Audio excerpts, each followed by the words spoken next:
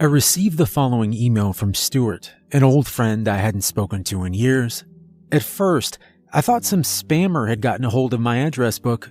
Within a few sentences, however, I knew it was written by Stuart himself. A long and disturbing message followed. To say it worried me would be an understatement.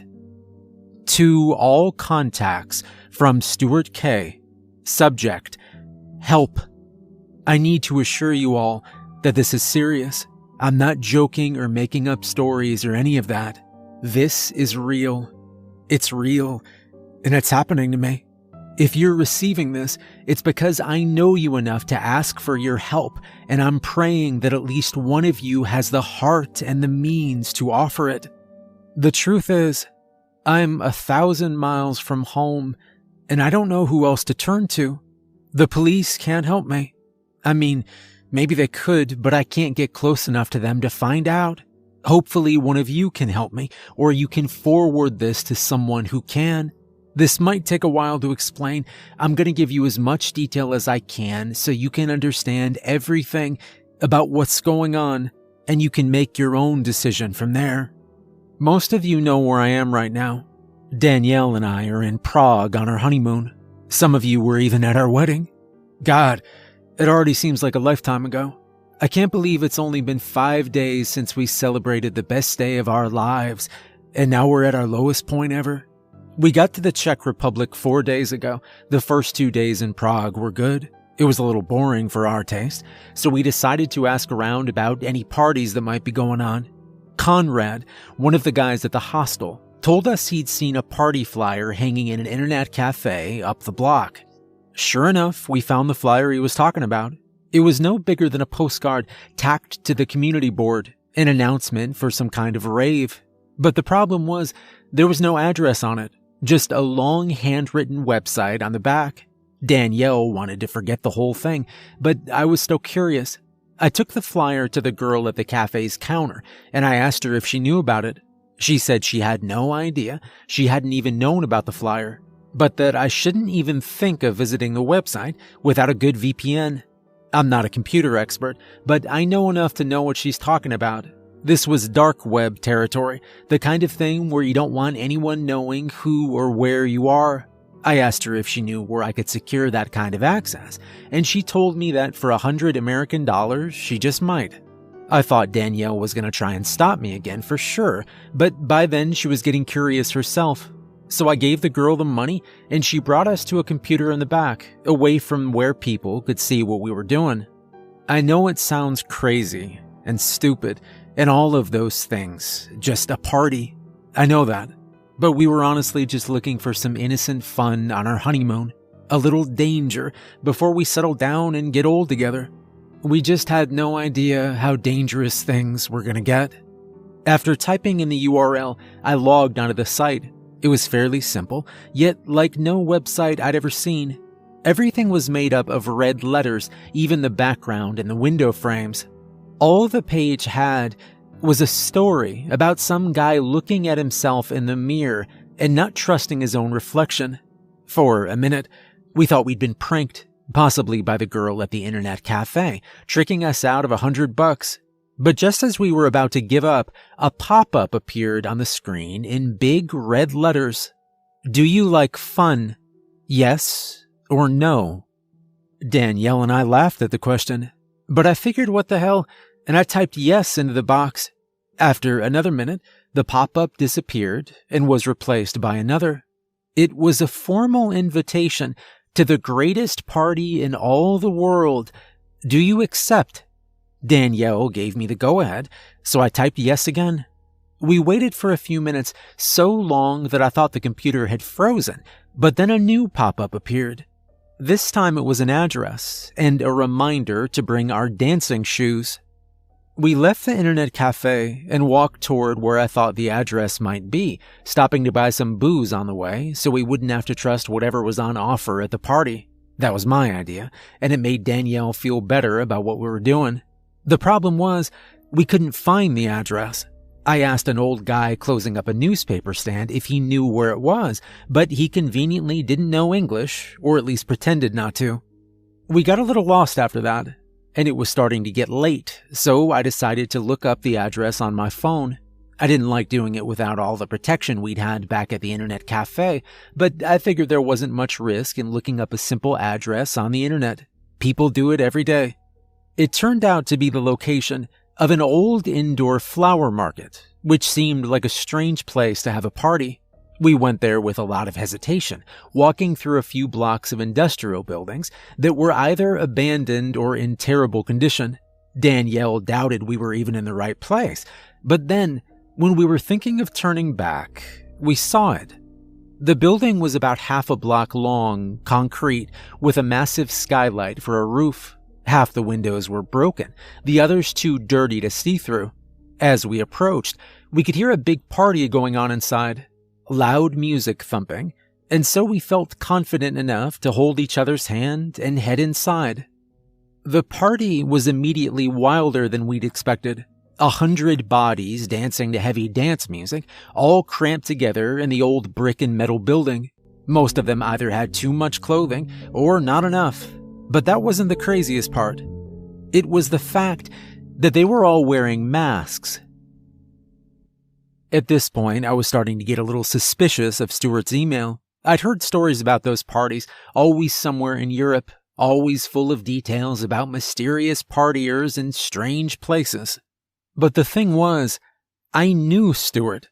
As long as it had been since we'd talked, he hadn't changed much from the guy I knew, from what I could tell. And the guy I knew wouldn't make up stories for attention, plain and simple. He might have joked around occasionally, but he pretty much hated pranks, calling them mean-spirited and unfunny. More importantly, in all the time I'd known him, he'd never lied to me or anyone I knew. Not even once. That, and that alone, was the thing that kept me reading on. Stuart's message continued. There were all kinds of masks on these people. Some looked like foxes or dogs or grinning ghouls.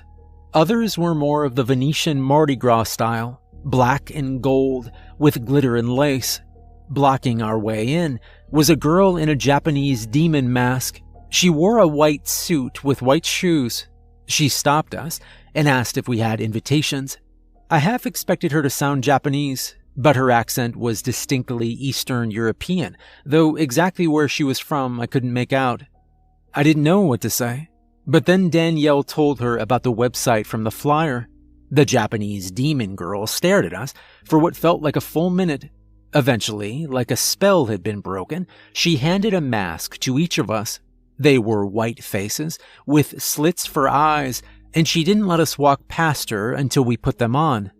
It's safe to say Danielle and I were weirded out, but as we drifted into the crowd, the loud dance music pumping from speakers somewhere above, we started to get into it. Lights were spinning and strobing, smoke spewed out of machines. The stars twinkled through the broken skylights as we danced and drank and had a good time, looking forward to our new life. I realize this may sound a lot for an email, especially a cry for help, but I'm only telling you this because it was the last good moment we shared together. After a while, the booze was starting to go through me. I asked one of the masked partiers where the bathroom was, and he pointed to a door at the other side of the building.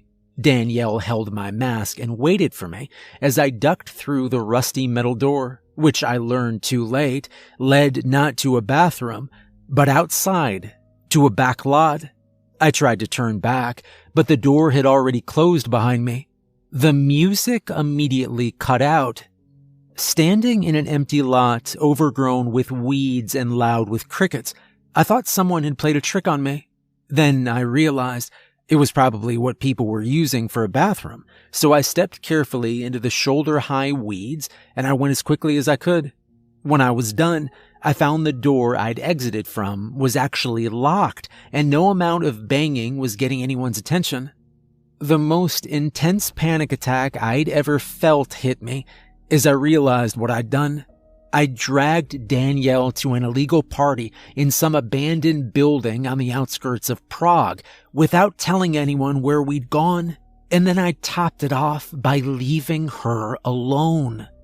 I ran through that weed-infested lot faster than I'd ever run in my life. The building was half a block long, but it felt like 10. It took me a few minutes of weaving around and tripping over dead brush to clear it, hearing nothing but my own heartbeat the entire time. By the time I made my way around to the front of the building and the empty street it sat on, my lungs were on fire and I was covered in sweat. And yet that was nothing compared to the feeling that hit me next. When I got back inside, it was to an empty building. No people, no lights, no music, no Danielle. Alone, standing in the middle of an abandoned flower market with smoke evaporating around me, I felt like I was sinking. How had everyone disappeared in just a few minutes? It seemed impossible. I ran out of the building and back to the empty street, hoping to catch sight of someone running or getting into a car, or even evidence that someone had. But it was just an empty street, full of empty buildings. I had nothing to go on, no one to follow. But then I got a phone call. I clawed the phone out of my pocket so fast I almost dropped it, praying to see Danielle's name on the caller ID. But it wasn't her. In fact, it wasn't anyone. The phone number just said blocked. I almost didn't pick up, but the thought that it might be Danielle, that there was even a chance of it, made my decision for me. "Hello, Stuart," a deep voice said, sending a chill up my back. I asked them who they were, what they wanted, and I wasn't polite about it. Either they knew something I needed to know immediately, or it had nothing to do with Danielle and they were wasting my time. But their reply made my heart drop 1,000 miles. Those words, I'll never forget. 100 years from now, I could recite them word for word. "Go to the police. She dies. Talk to anyone. She dies. Bring coin to Red Warehouse. She lives." I shouted into the phone, demanding they let Danielle go, but it was too late. The line had gone dead, leaving me screaming at no one. The people in the masks, whoever they were, had made their demands, and yet I didn't know what they were talking about. Bring a coin to the Red Warehouse. What kind of cryptic insanity was that? In full-blown panic, I ran all the way to the internet cafe where we'd gotten the invitation, but it was already long closed. In all the craziness, I hadn't even realized how late it was. I jogged back to the hostel, nearly exhausted, and asked Conrad and anyone else I could find if they knew about either a Red Warehouse or a group of psychos in masks. No one had seen a Red Warehouse that they could remember, and absolutely no one said anything about the people in the masks. Like the guy at the newspaper stand, they either didn't know or they pretended not to. I went back to our room to see if by some miracle Danielle had reappeared there, possibly after making an escape, but the room was empty. Empty, except for one thing. There was a folded-up piece of paper sitting on the bed, which I grabbed and immediately unfolded. It had only 2 words written on it, but they were enough to make my blood go cold. Stop questions. I nearly broke down right then and there. Who were these people, and how was it they seemed to be everywhere? They had to be watching me to know I was asking questions, and yet I'd seen no one. After I'd gathered myself, I pocketed the note. It was the one piece of evidence I had that these people even existed, and I left the hostel. I must have walked around all night searching for a Red Warehouse, for a needle in a haystack. I went back towards the abandoned flower market, figuring that made sense, but when I didn't find any red buildings, I started circling out further and further, expanding the search until it felt like I'd walked across half the city. I got more and more desperate as the night went on, picturing all the horrible things they might be doing to Danielle. I even searched on my phone for red warehouses, red buildings, and just plain warehouses, hoping to narrow it down.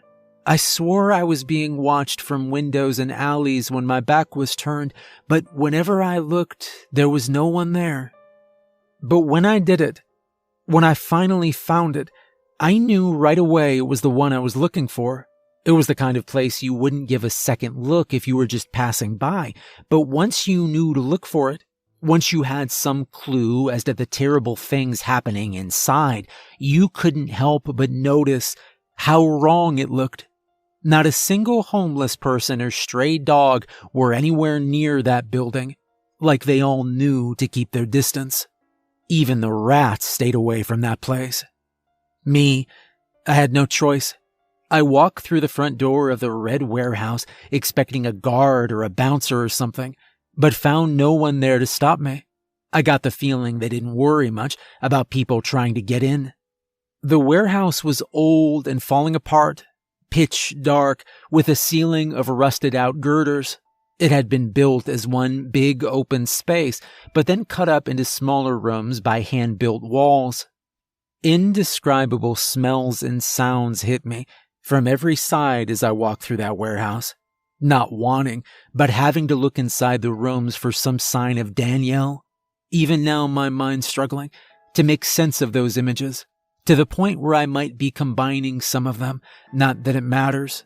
It was all one big nightmare. I saw a young girl wearing a baby doll mask. She was seated at a small table and was shoveling spoonfuls of slop into her plastic mouth. I saw a man with no feet, lying on a hospital gurney. He was in what I can only describe as ecstasy as a man with an apron cut strips from his back.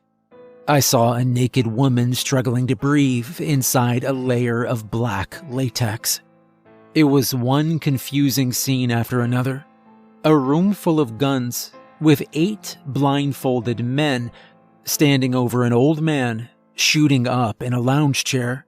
A neonatal incubator full of hissing cockroaches, a large book heavy propped up on a table with a cover that looked like dried skin, a man with no eyes and wires attached to his face, and in every shadow, a computer screen with someone behind it, a camera connected to some place in the world, silent eyes watching. Finally, I reached a room with someone in it I recognized. The girl in the white suit and Japanese demon mask was standing next to a small crate maybe 3 feet high, surrounded by 4 men twice her size. Each of them wore a different mask. At least one of them I recognized from the flower market. The demon mask girl asked me for the coin, but instead of listening to her, I demanded to see Danielle. "You can't see her. You can only hear her," she said. Then she kicked the crate next to her. I thought it was too small to fit someone inside, but I was wrong. The shouts and cries that came from inside belonged to Danielle. She must have been horribly cramped inside that box, barely able to breathe. I nearly pounced on the demon mask girl, but the 4 men stopped me. When I'd calmed down, I asked why they went through so much trouble to take people. Why didn't they just grab them off the street? Honestly, I wish I hadn't asked. She said it was because they like to have fun. Even behind the mask, I could tell she was smiling. Then she told me I could exchange the coin for the crate, but I said I didn't know what coin she was talking about. Her reply was as strange as it was disturbing. "Any coin we choose to accept." I asked her who we were, who the voice on the phone was, but she only laughed. She didn't stop. When I left, she was still laughing, the sound of it mixing with the hissing of cockroaches and the stretching of latex. These people are crazy. All they're asking for is a coin. 1 coin for Danielle's life. That's all I need to do, and they'll let her go. I'm going back now, and I hope to God I chose the right coin. This is the part I need your help with. If the coin doesn't go in my favor, I need someone to do the same thing for me. I'll write you all again tomorrow if I make it out. If you don't hear from me, that means it didn't go well. I beg you not to go to the police. If you even talk to them, these people will kill us. Don't even talk to each other. They were very clear about this. Somehow they'll know. They're watching, even when you don't think they are. If you find it in your heart to help, come to Prague, search for the Red Warehouse, and bring a coin. If you can't, if you're too scared or you don't have the means, please forward this to everyone you know. Maybe one of them can help. Signed, Stuart. That was the end of his email. The message was strange enough on its own, but then a little while later, Stuart blind CC'd me on a second email. To Collector from Stuart K. Subject, it's done. The email read, I sent the email you told me to. Please just let Danielle go. I didn't have the address, so you can trace them by their searches. There's only one thing I'm begging you. Whoever shows up, just make it quick. That email seemed like a mistake, an accidental click. If not, then it was a secret cry for help. I deleted the email as fast as I could before anyone found out I'd read it. But then, just a little after that, I received one final email. This time, it was from Collector, and all it said was, Would you like to have some fun?